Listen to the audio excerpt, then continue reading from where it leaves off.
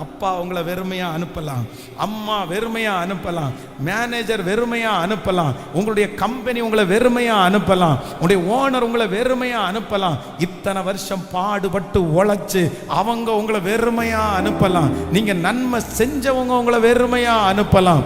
ஆனா கர்த்தர் இன்றைக்கு வாக்கு கொடுக்கிறார், வெகு சீக்கிரத்துல உங்க கைகளில் பொன்னோடும் பொருளோடும் கர்த்தர் உங்களை புறப்பட பண்ணுவார். உங்க கைகளை கர்த்தர் நிறைய பண்ணுவார். நீங்கள் வெறுமையாய் போக போவது இல்லை, வெறுமையாய் போக போவதில்லை. நிரம்பி வழிகிற பாத்திரமாய் ஆண்டவர் உங்களை மாற்றுவேன் என்று கர்த்தர் வாக்கு கொடுக்கிறார். பிடுங்கப்பட்டதெல்லாம் உங்களிடத்திலே வரும், எடுத்து கொண்டதெல்லாம் உங்களிடத்திலே வரும், சேதப்படுத்தினது எல்லாம் உங்களிடத்திலே வரும்.